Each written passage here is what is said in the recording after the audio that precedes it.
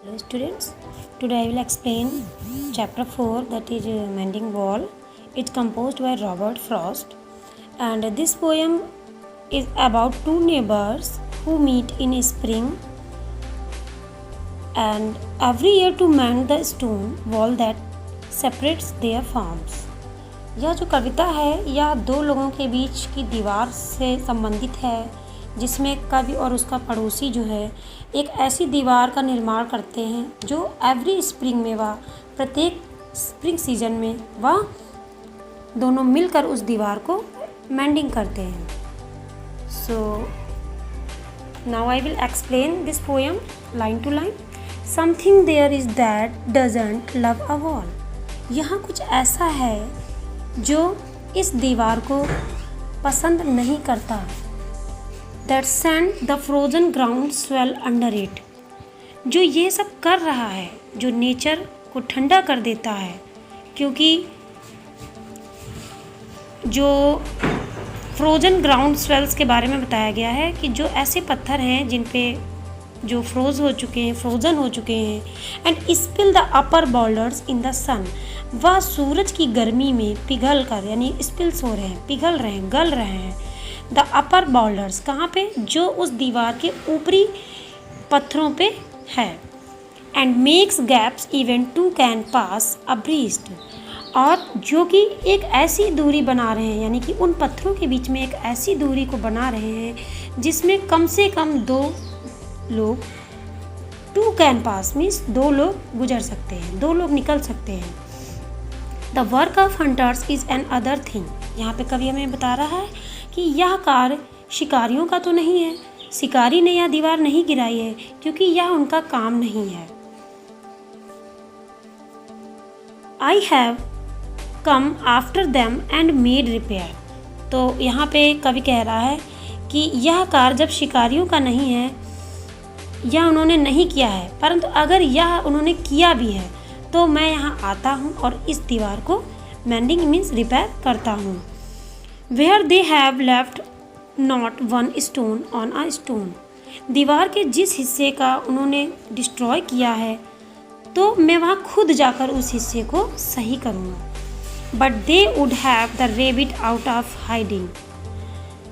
वह आगे यह भी कह रहा है, मीन्स पोएट आगे ये कह रहा है कि वह उस हिस्से को सही करेगा क्योंकि वह ऐसा सोच रहा है कि उनको उन दीवारों में जहाँ पे गैप हो चुके हैं, पहले कभी कह चुका है, जो छोटे छोटे खरगोश छिपे रहते हैं, कि जो दीवारों में काफ़ी गैप हो गया है, दीवार में पत्थरों के बीच में जो गैप हुआ है वहाँ पे छोटे छोटे खरगोश छिप जाते हैं.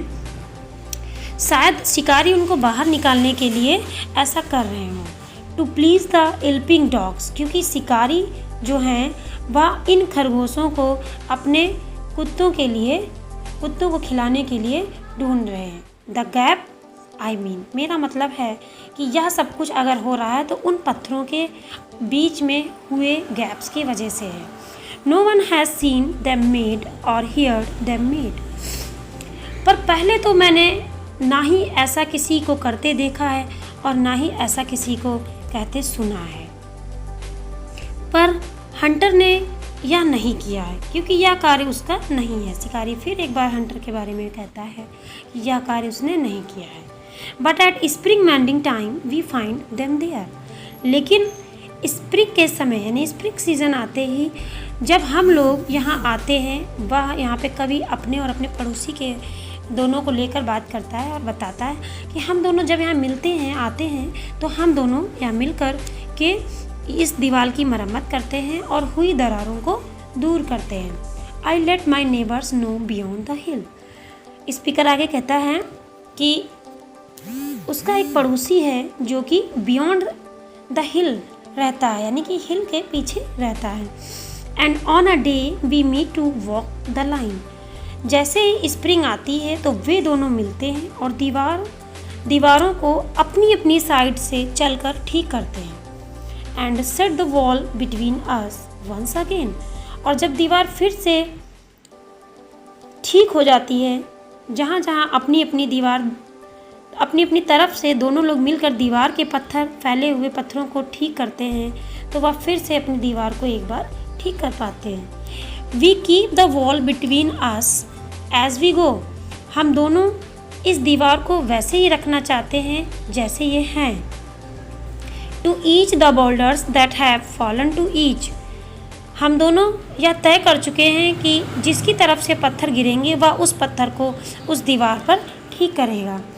And some are loaves and some so nearly balls.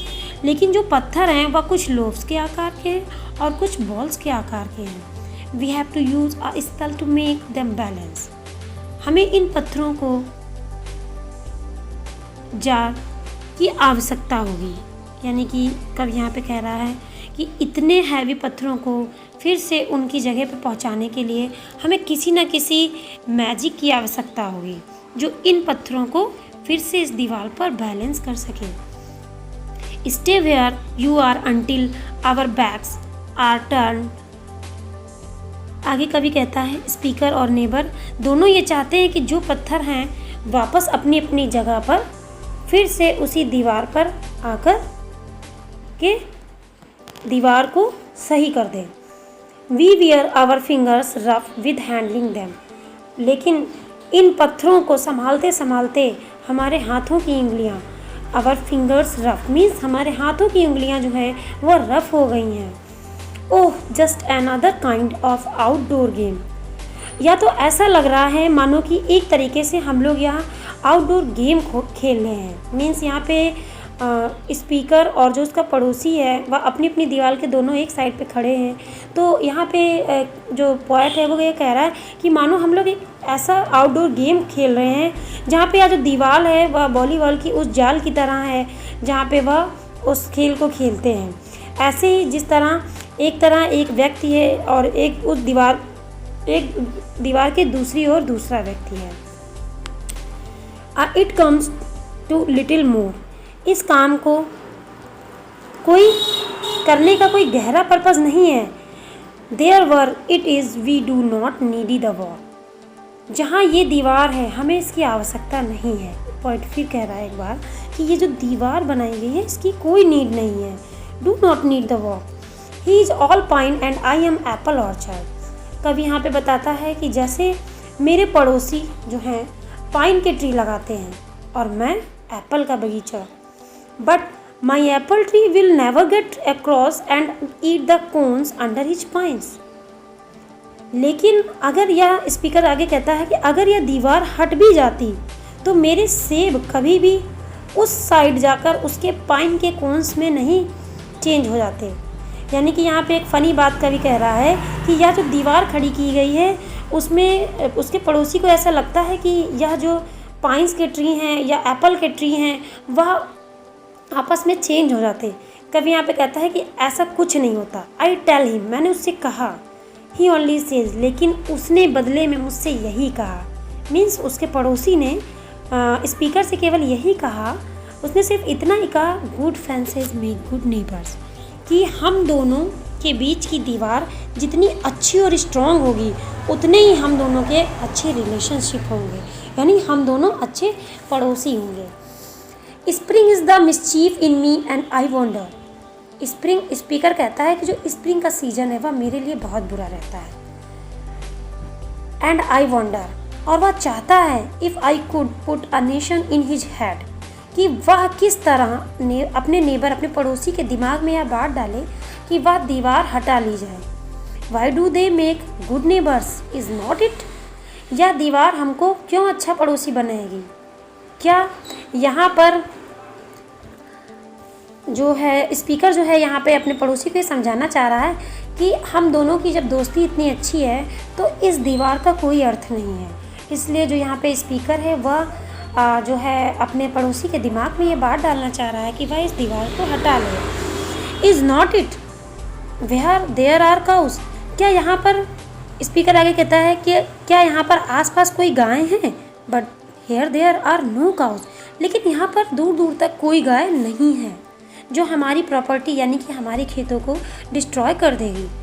Before I build a wall I ask to know. Speaker मन में ही बोलता है कि मैंने यह दीवार नहीं बनाई, बल्कि यह दीवार मेरे पड़ोसी ने बनाई है। वॉट आई वॉज वेलिंग इन और वेलिंग आउट। लेकिन अगर कल को अगर मैं कोई दीवार बनाता हूँ तो मैं खुद से एक बार पूछूंगा, and to whom I was like to give offense, कि इस दीवार को बनाकर मैं किसी को ऑफेंस तो नहीं कर रहा हूँ। Something there is that doesn't love our। Poet फिर से एक बार रिपीट करता है कि कोई तो है जो नहीं चाहता है कि यह दीवार हम दोनों के बीच रहे। और यहाँ पे पोएट जो है इनडायरेक्टली वे में नेचर्स को लेकर बात करता है कि जो नेचर है, क्योंकि हर स्प्रिंग सीजन में उसको इस दीवार को मेंडिंग करना पड़ता है, लेकिन जो नेचर है वो नहीं चाहता है कि यह दीवार हम दोनों के बीच रहे। That won't sit down, I could say elves to him। जो इसे बार बार गिरा देता है और मैं इसे एल्फ्स कह सकता हूँ। पोएट कह रहा है कि जो इस दीवार को बार बार गिराता है मैं उसे एल्फ्स कहता हूँ, but it's not elves exactly. लेकिन फिर एक बार वह सोचता है और कहता है लेकिन वास्तविक रूप में ये एल्फ्स नहीं है। And I had rather he set it for himself. मैं यह चाहता हूँ कि मेरा जो पड़ोसी है खुद इस बात को समझे कि नेचर भी इस दीवार को यहाँ नहीं चाह रहा है कि यह दीवार यहाँ रहे। आई सी हिम देयर। मैं अपने पड़ोसी को देखता हूँ। Bringing a stone grabbed firmly by the top. मैं अपने पड़ोसी को ये देखता हूँ कि वह अपने दोनों हाथों में पत्थर को पकड़कर ला रहा है अपने टॉप से। In each hand like an old stone savage armed.